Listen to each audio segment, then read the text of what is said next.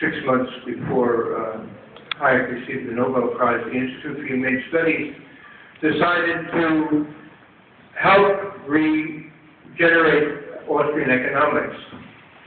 And there was a conference held at South in Vermont in June of '74, and then as a consequence of Ludwig von Mises' death, there was a session at the Southern Economic Association in November 1974 in Atlanta, Georgia, in which Israel Kirzner and Larry Morse and Bill Baumgartner gave papers, and Karen Bourne was the commentator on all of these papers, and these were then published in a subsequent volume on Ludwig von Mises.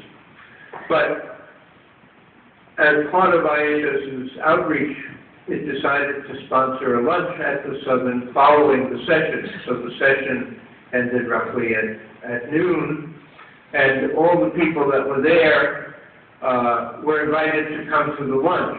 And but Larry Morse was in charge of signing them up. So the main point was IHS wanted the names of the people who were attending, and about 50 people attended. Leland Yeager was the president of the Southern at that time, and Leland had helped facilitate making this arrangement for us. And from that list of names, then the Institute for Humane Studies was able to much more extend the Austrian economics program that it was investing in. I'd also like to, first to have in mind Walter Grinder, who was at IHS during my presidency and subsequently, and dealt a lot with Austrian economics, and of course he had been at NYU and at Rutgers Newark and Center for Libertarian Studies, so he had achieved a lot for Austrian economics, and we should also have him in mind.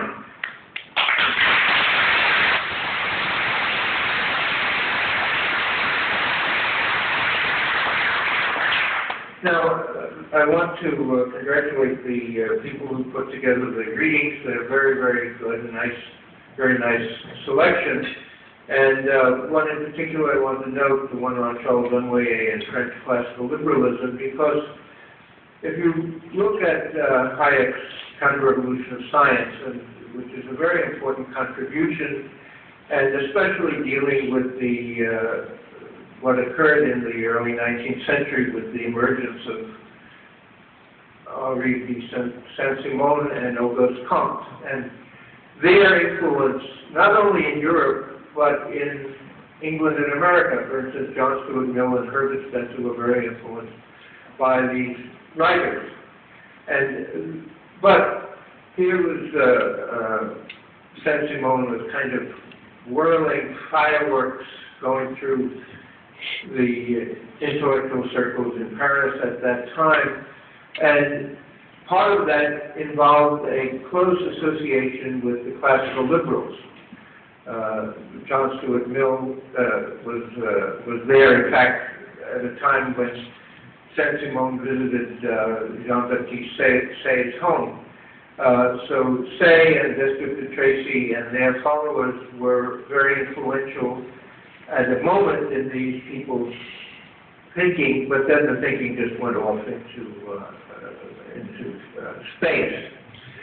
But those people, and there have been much written about them, because their followers translated all their writings into English. So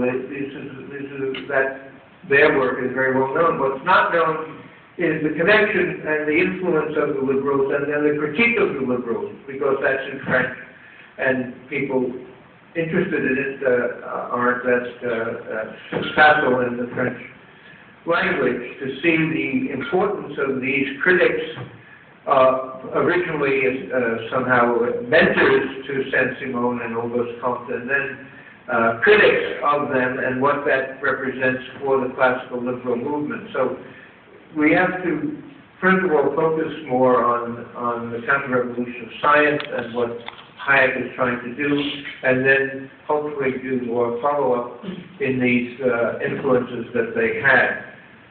I'd like to thank you all for coming, and I wish you all very well. Thank you.